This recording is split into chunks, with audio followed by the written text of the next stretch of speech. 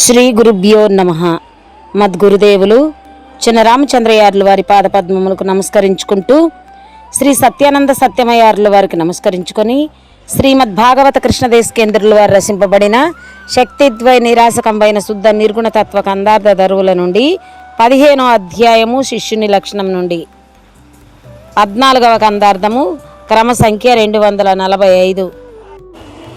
జ్ఞాన వైరాగ్య భక్త్యా అసమాన నదీ స్నాన దేవ మంత్ర పఠన తధ్యానమక తంత్రములు పరమాని నిరతి కోరునట్టి మనుజ సంఘముకు బోధను దెల్పు మనిన వారలకు తాను బోధించుట తగదు బోధించితే తాను నేనను భ్రాంతి తొలగేదేలా గట్టి మనుజ సంఘముకు బోధను దెల్పు మనిన వారలకు. శ్రీ గురుభ్యో నమః.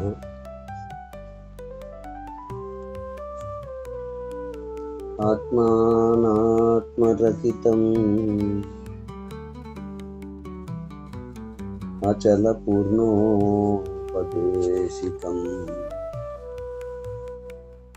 శ్రీచలానంద నారాయణ గురోర్శిష్యం శ్రీశైలవంశాంబుధిరేవ జాతం శ్రీ పరమానంద శంకరేంద్రం గురుం భజామి. మద్గురుదేవులు శ్రీ శ్రీ పరమానంద శంకర నారాయణ స్వామి వారి పాదపద్మములకు నమస్కరించుకుంటూ, శ్రీమద్ భాగవత కృష్ణదేశికేంద్ర ప్రభువులచే విరచితంబైన శక్తిద్వయ నిరాశకంబైన శుద్ధ నిర్గుణ తత్వ కందార్థ ధరువులు 15వ అధ్యాయము శిష్యుని లక్షణంలో ఈరోజు మనము 14వ కందార్థాన్ని విచారించుకుంటున్నాం. అంటే క్రమ సంఖ్య 245. క్రిందటి కందార్థంలో గురుమూర్తిని మనుష్య మాతృనిగా తలచినను, గురు మంత్రమును మరచిపోయినను, ఇక తోటి గురుపుత్రులను ఎవరైనా కనపడిన ఎడల లేక వారి తోటి గురుపుత్రులను ఆదరించకపోయినను, ఇక గురువును విడిచి రెండో గురువును ఆశ్రయించినను, గురుబోధ తెలుసుకొని పిదప బోధను నిందించినను, అట్టివానికి ఎరుక మహత్యము ఎరిగినను నరకము తప్పదు అంటూ మనము క్రిందటి కందార్థములో విచారించుకున్నాము. తదుపరి కందార్థము 15వ అధ్యాయము శిశుని లక్షణములో 14వ కందార్థము క్రమ సంఖ్య 245. ఈ కందార్థములో ఏం తెలియచేస్తున్నారు మనకు అంటే, బోధకు అనర్హులు,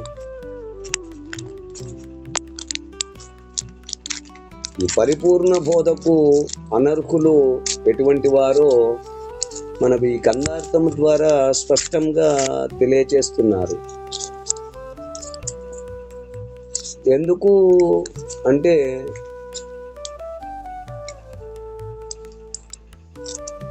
ఈ బ్రహ్మ విద్య యోగ్యత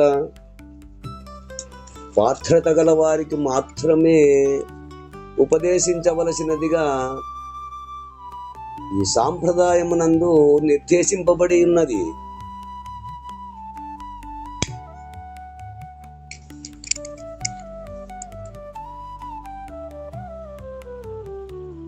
ఆ పరిపూర్ణ భావమందు ఇటు అర్హత యోగ్యతను నిర్ణయిస్తూ చతుర్విధ శుశ్రూషలు పాటిస్తూ త్రికరణ శుద్ధి రూపమైన భక్తితో కూడి ఉన్న వాళ్ళే యోగ్యులుగా చెప్పబడుచున్నారు. ఇక్కడ బోధలో మనకు బోధకు అనధికారులు అనగా బోధకు అనర్హులు, బోధకు అధికారులని మనకు రెండు విధములుగా తెలియబడుతుంది.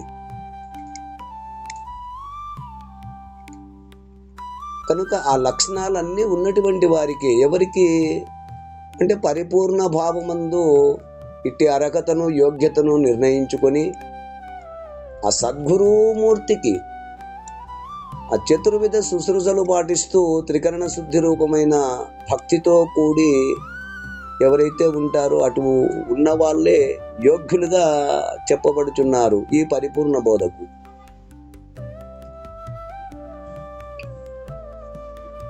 ఎందుకు అంటే ఆ మోక్ష శబ్దమునకు శాస్త్రమునందు నిర్వసిస్తూ భ్రాంతిరహితం ఇదం మోక్షం అని చెప్పబడుచున్నది. కనుక జనన మరణ రాగిత్య విధానమే లక్ష్యముగా గలవాడు దీనిని అర్హునుగా చెప్పబడుచున్నాడు. ఇది ఉత్తమాధికారి లక్షణం.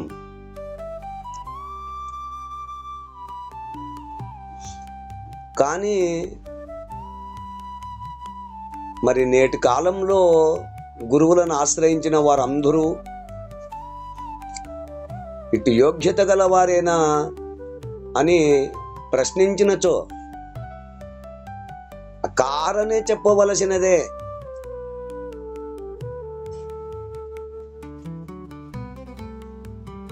అయితే వారికి అటు యోగ్యతను పాత్రతను ఉపదేశ క్రమములో చెప్పబడిన అనుష్ఠాన ఆచరణ విచారణ పద్ధతుల ద్వారా పాటింపజేసి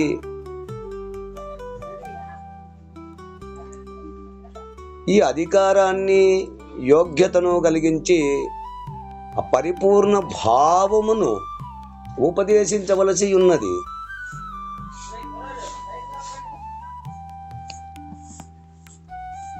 ఇది గురువుని యొక్క కర్తవ్యం. అయితే ఈ కర్తవ్య నిర్వహణకు శిష్యుడు గురువును ఆశ్రయించి గురువు వాక్యం యథాతథముగా జీవింపవలసి ఉన్నది. ఈ కందార్థమందు ఎట్టి లక్షణములు కలిగి ఉండకూడదో,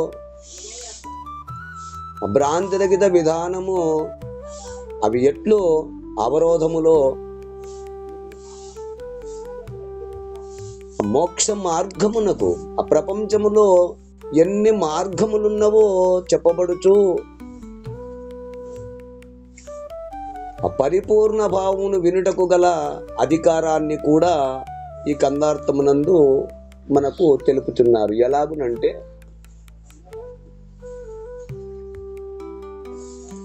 జ్ఞాన వైరాగ్య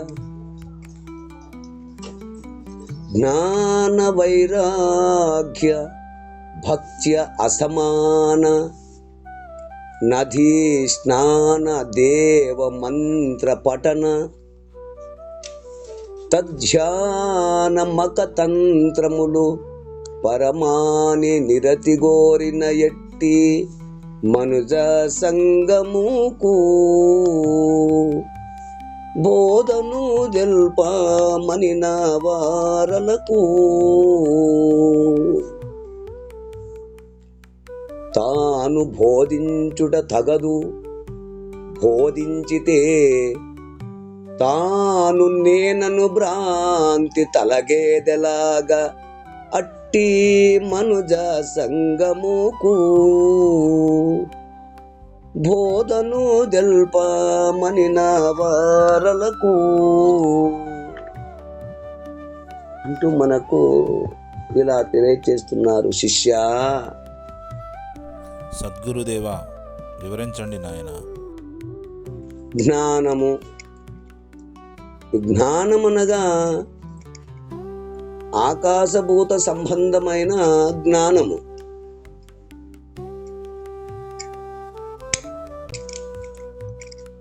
జ్ఞానమనగా ఆ జ్ఞానము ఆకాశభూత సంబంధమైన జ్ఞానము. ఇది తత్వ విచారణను కలిగించును.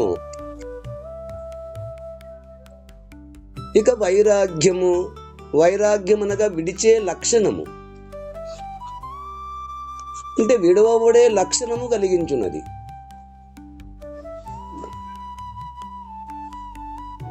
ఇక భక్తి, అజలభూత సంబంధమైన చిత్తమును పురస్కరించుకొని చెప్పబడుచున్న బాహ్యం, అనన్య ఏకాంత భక్తులు తరగతులు.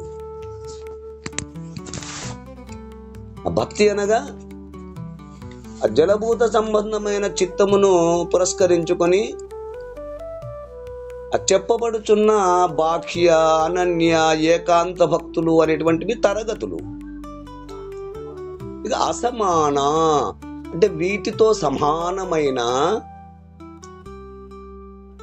నదీ స్నానములు అనగా పుణ్యనదులు స్నానము,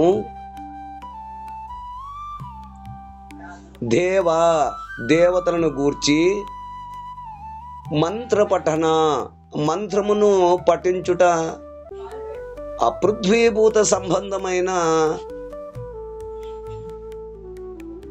అహంకార నిర్భీతమైన మంత్ర సాధన, అదే ఒక గొప్ప సాధన. మంత్ర పఠన అనగా చూడు, మంత్రమును పఠించుట అంటే పృథ్వీభూత సంబంధమైన అహంకారం, నిర్మితమైన మంత్ర సాధన, అది ఒక గొప్ప సాధన. మంత్రమును వేలకు వేలు, లక్షలకు లక్షలు జపించుట, మాల తీసుకొని పఠనం పఠించుట. తధ్యానం, వారిని గూర్చిన సగుణ నిర్గుణ ధ్యానములు. సగుణముగా కొందరు ఎన్నుకుంటారు, నిర్గుణముగా కొందరు ఎన్నుకుంటారు. అది తధ్యానము. అంటే వారు చేసే ధ్యానమును గూర్చి, వారు ఏదైతే ధ్యానములో కూర్చుంటారో ఆ ధ్యానమును గూర్చిన సగుణ రూపము కానీ నిర్గుణము రూపముగా కానీ భావించుకొని ధ్యానమును చేచుతుందురు.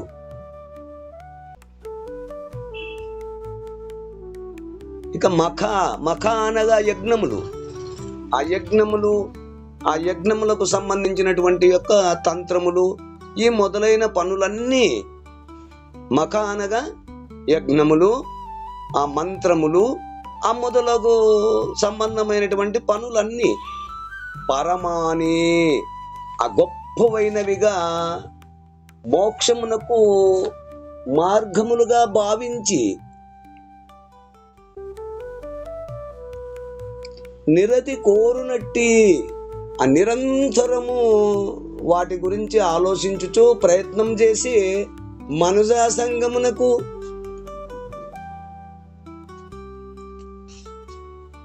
ఆ మనస్సు బాగా వికసించిన లక్షణము గల వారికి బోధను తెల్పమనినా అట్టివారు పరిపూర్ణ బోధను ఉపదేశించమని కోరినచో వారులకు అట్టివారికి చూడు, అంటే ఈ సిద్ధాంతకర్త అయిన శివరామ దీక్షితులు వారు, ఈ సిద్ధాంతకర్త అయిన శివరామ దీక్షితుల వారు ఆ బోధకు అనధికారులను సూచిస్తూ శాస్త్రముల యందు వాసన గల వారికి, దేవతల యందు భ్రాంతి గల వారికి, కర్మల యందు ఆసక్తి గల వారికి, జ్ఞానమే గొప్పదను భావించువాడికి, భక్తే ముఖ్యమైనదని భావించువాడికి ఇట్లు వైరాగ్యముల యందు మోక్షమునందు అనుభవమునందు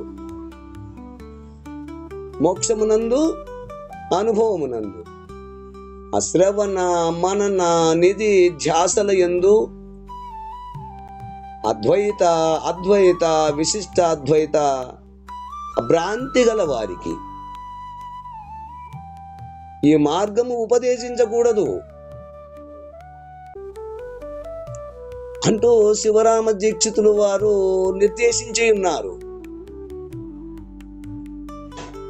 ఈ భావమునే శ్రీమద్ భాగవత కృష్ణ దేశికేంద్ర ప్రభువులు గ్రంథకర్త గారు ఈ కందార్థమునందు తెలుపుతూ, జ్ఞాన వైరాగ్య భక్తి నది స్నానములు దేవత మంత్రపఠన ధ్యాన యోగములు ఈ మోక్షమునకు మార్గములుగా నమ్మి వాటి యందలి భ్రాంతిచే జీవించు అలక్షణము గల వారికి ఉపదేశించవలసి వచ్చినప్పుడు ఈ మార్గము సూచించరాదు అని తెలుపుతూ, తాను బోధించుట తగదు అనేటువంటి వాక్యమును ఈ కందార్థంలో కృష్ణదేశికేంద్రుల వారు వాడారు. చూడు, అటువంటి వారికి ఈ మార్గము సూచించరాదు అని తెలుపుతూ కందార్థమునందు తాను బోధించుట తగదు, ఒకవేళ అట్టి వారికి మాత్రము ఈ అంశము చెప్పకూడదు. ఎవరికి? ఈ జ్ఞాన వైరాగ్య భక్తి నది స్నానములు దేవతా పఠన మంత్ర పఠన ధ్యాన యోగములు ఇటువంటి భ్రాంతి గల వారికి ఈ మార్గము సూచించరాదు, అటువంటి వారికి చెప్పకూడదు. ఒకవేళ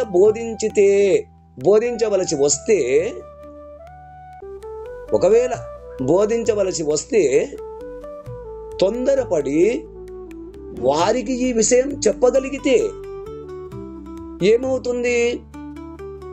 తాను నేననే భ్రాంతి అంటే, ఒకవేళ అటువంటి వారికి చెప్పవలసి వస్తే కనుక తాను నేననే భ్రాంతి అంటే ఏంటి అంటే, జీవేశ్వర ఐక్య భ్రాంతి, మత భ్రాంతులు, తలగేదలాగా పొయ్యే విధానము వారికి తెలియదు. తాను నేననే భ్రాంతి పొయ్యే విధానము వారికి తెలియదు. చెప్పితే అట్లు సూచిస్తే అభ్రాంతిరహిత విధానమునకు బదులుగా వారికి అంటే వాటి యందు అభ్రాంతి విస్తారముగా ఉండుట చేత, దేని మీద? మనం చెప్పుకున్నట్టు మొదటి పై వాక్యముల మీద, జ్ఞాన వైరాగ్య భక్తి నధిష్ఠానములు దేవతా మంత్ర పఠన ధ్యానములు యోగములు అని భ్రాంతి విస్తారముగా ఉండుట చేత ఈ భావము అటువంటి వారికి అతకదని, సర్వభ్రాంతి రహితమే లక్ష్యముగా గల వారికి మాత్రమే ఈ మార్గము ఉపదేశించవలసి ఉన్నదని, ఈ మార్గమునకు ఈ భావము సరిపడదు గనక వారి యందు ఈ ప్రస్తావన చెయ్యకూడదు, అసలు చెప్పకూడదు, ప్రస్తావనే చెయ్యకూడదు. ఎవరికి? అనధికారులకు.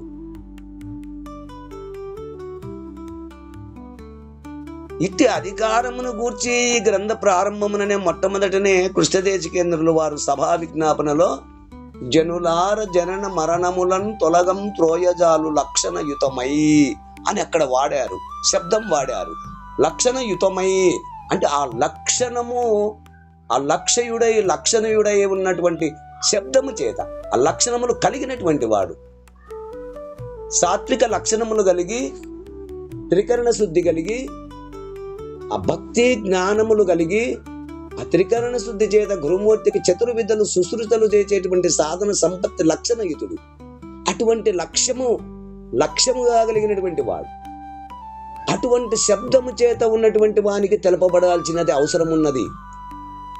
ఎందుకు అంటే వాడు లక్షణయుతుడు.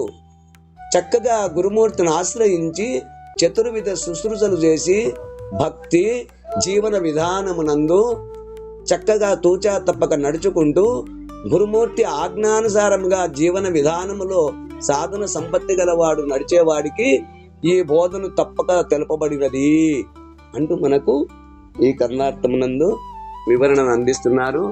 ఈ కందార్థ భావాన్ని మీరు కూడా అందుకుంటారని కోరుకుంటూ జై గురుదేవ. జై గురుదేవ. జై గురుదేవ స్వామి. జై గురుదేవ స్వామి. జై గురుదేవ. జై గురుదేవా.